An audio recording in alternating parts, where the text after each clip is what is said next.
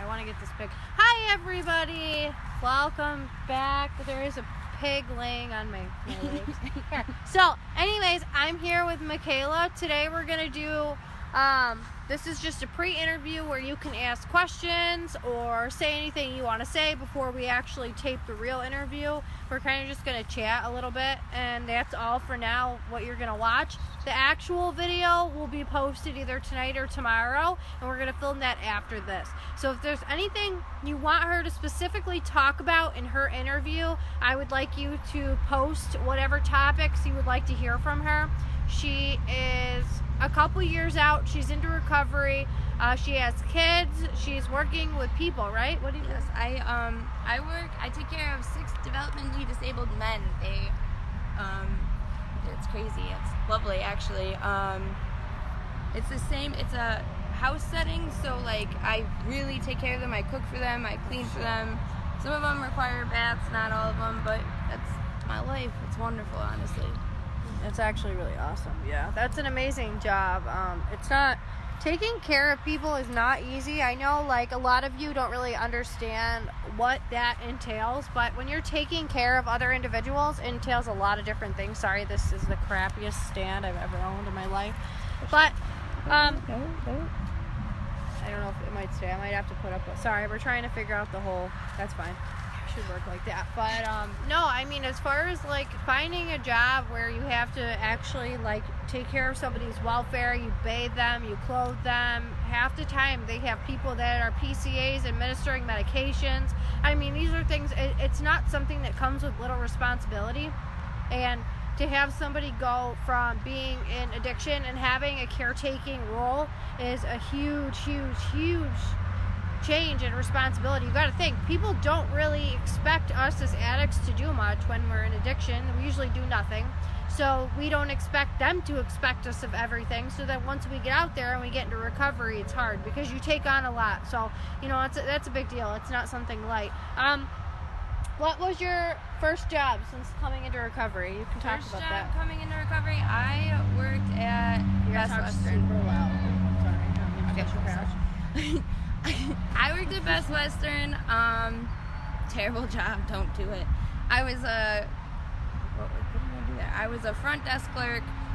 It was customer service, basic customer service job, and it was terrible, and I hate it so much. It was a minimum wage job, so actually to get the job that I'm in now is crazy because I have benefits. I can get a 401k. It's like, I call it the adult job. Yeah, I know. Because that's not, you know, I have an official title like as a DSP, which is daily support professional. It's crazy. I can pass meds. I'm med certified actually, and being an addict actually helped that because I have a guy that has seizures, and his medication, if forever he does have a seizure and I am on shift, is the exact same as Narcan, except it is a diazepine instead of, you know, naloxone. Right. So it's pretty cool. But definitely, a good thing about being an ex-addict is when you go into this field, any type of medical field, I will tell you that everything that I learned from being a drug addict definitely helped me to incorporate into pharmacology, basically the study of how different medications work on the body. I really didn't realize for a long time that, you know, putting these things together, like I used to have questions about drugs when I used, and as I got clean and I started learning and I went to school, there was a lot of things I learned and I was like, holy shit. I was like, that makes sense now. So it's definitely nice to have the actual experience of taking a lot of those medications, as well as, you know, obviously we didn't always take them as prescribed, but it's nice to know that you can actually go into and figure all those different things out when you apply them to real life situations. So how long have you been clean, and what was your major turning point? I guess we're going to talk about, well, actually, you know what, I'm back up here. Okay, talk to me about like your life before you did drugs. Just talk about that, like before you got into it and like how it got there. So just talk about some key points that we're going to go over. You don't have to go super in depth because we're going to do all this on video in a second. I started young, honestly. Started smoking pot, I think I was 11 years old. I have older siblings, so like I thought I was cool, like trying to hang out with them, and mind you, they're like 5 to 10 years older than me. So when I was like 11, they're just hitting that 21 stage and partying all the time. Like their friends used to think it was really funny, like, oh yeah, let's get her drunk for no reason, and I'd be throwing up everywhere. And then it just progressed from that. Like, my car accident when I was 16 really did it, though, because that's when the pills came in. Yeah. And then it just progressed. But prior to, like, I don't want to say I had a normal childhood, because I definitely didn't. Anybody that knows me knows that, like, my mom's crazy, and that probably played a role in a lot of stuff too. It definitely plays a role in a lot of my mental health issues. Like, it's crazy. Like, I've been diagnosed with PTSD since I was 7 due to, like, a traumatic accident where I almost died and everything like that. So I was not destined to be an addict, but I was definitely on the road at a young age to be an addict. And that's something, getting sober, learning to deal with my mental health issues has been one of the hardest things ever, because I'm manic depressive, manic bipolar, whatever you want to call it. I have ups and highs and lows and everything else like that. And it's crazy because I didn't feel anything while I was using, but that first, I don't know, year, I guess, because I've been sober since May 17th, 2017, and my turning point was having a raid like that. I was stuck in a raid, like, guns in my face, SWAT team, everything, and I would never wish that upon anyone. I was so scared. I didn't know what to do. I was angry because I wasn't high, which is crazy. That sucks. I'm thinking about doing drugs as there's cops coming into my house, and it was just, it's a whole crazy experience. Like, I would never wish that upon anyone, literally. Do you think that drug addiction, what are the factors that go into making an addict? I think some of it is, like, genetic. I have 2 alcoholic parents. I grew up around it. It could be also environmental, like I said, I grew up around it.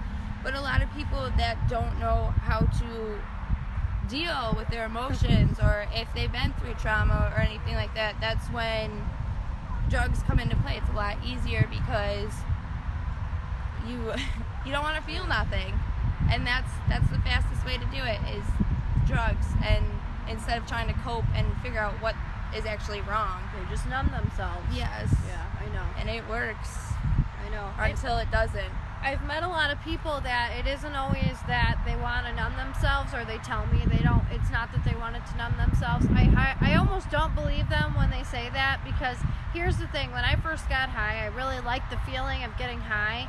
But if it had just been that I wanted to get high, I wouldn't have keep getting high. You know what I mean? Like, usually if we're trying to fill a void, that's like 90% of why we continue to keep getting high.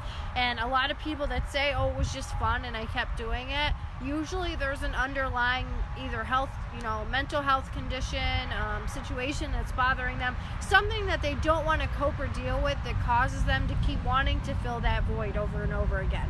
So that's something that, for me, I was one of those people who thought I just liked to have fun and get high, but when I started it, I remember feeling like all that running and racing in my head had calmed down, and that was something I had been looking for so long, that when it finally happened, it was like I had found this godsend, but eventually, like, the godsend didn't work anymore, and I didn't get high anymore, and that initial first high stopped, and I was just chasing it for a long time to come. So it's a horrible situation to have to deal with, where you're constantly running around after the same initial experience and not getting it again.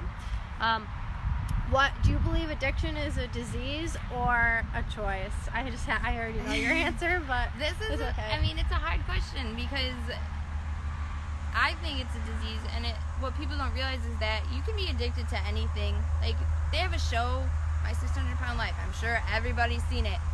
Those people are addicted to food.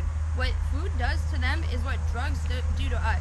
Most people don't even realize that they have a caffeine addiction, and that's like the biggest addiction out there. Yep. And if someone who drinks caffeine regularly tried to stop, they would withdraw from it. So it's a little bit of both, I guess. I started off doing drugs because it was a choice. I wanted to do it. But no one ever is like 5 years old getting asked what they want to be in life and answer a junkie. Like, that's not at all anybody's ever goal for anything. No. So I strongly believe it's a disease, and I strongly believe that most people, I mean, they don't want it. Nobody wants to be sick on a couch in a random house, like, No. broke and feeling gross. Like, it doesn't, nobody wants that life. No, nobody wants to sell their body to make a living and buy drugs. Nobody wants to make their family not trust them anymore for drugs. Nobody wants to give up the time with their children to get high for drugs. People don't want to do these things. And if you think that this is such an amazing choice, like, what makes you believe that all these people want to make that choice? I mean, I understand that it initially starts with a choice. We do make the choice of picking up, but after that, it is 100% classified by the DSM-5 that it is a disease. But I'm not going to get into that because I'll fight people over it. We don't need to fight nobody. We're today. not fighting. So, anyways, sorry, my fakey eyelashes are not on point. But what I'm getting at here, I'm just going to look at a couple comments real quick. So, this Corey Shunk, you girls are beautiful. Keep it up. I'll do a video interview. I have a story to tell. Think it over and keep up the good work. Ask me to join. Well, I mean, right now we're kind of centered on Mikayla.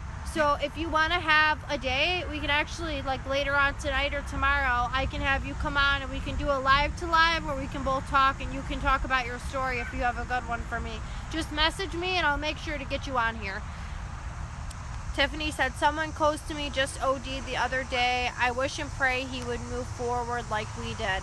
Yeah, I definitely agree. It's really scary, but here's the thing, like, we have to keep that boundary. And I mean, the best thing I can tell you is to remain an emotional support from a distance. Don't hurt yourself or burn yourself for an addict. And I know that, like me as a recovering addict, it's stupid for me to say this. I've been with the same guy for 3 years and I've dealt with the same issues.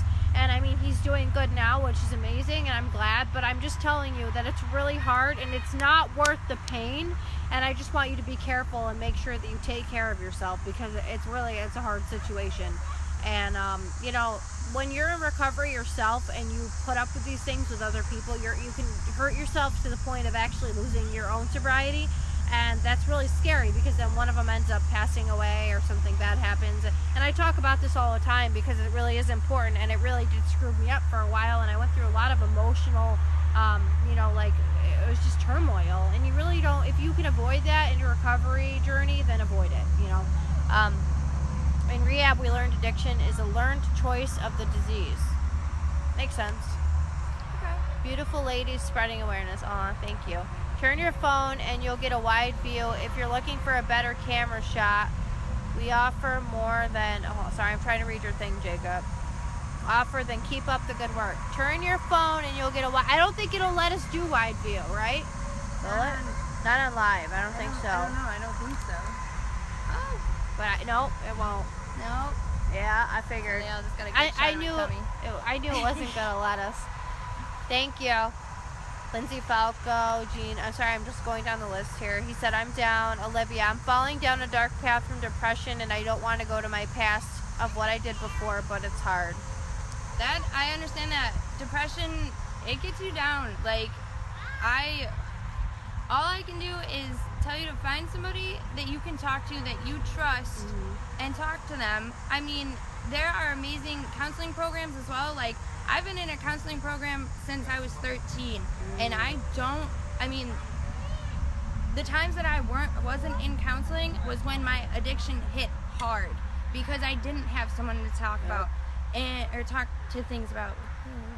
But you have to get it out. Even if you write it down or something, just don't keep it inside of you. That is the worst thing. It'll build up and it just explode, and then your whole life will go down in 0.2 seconds. Like, and you're not the only one.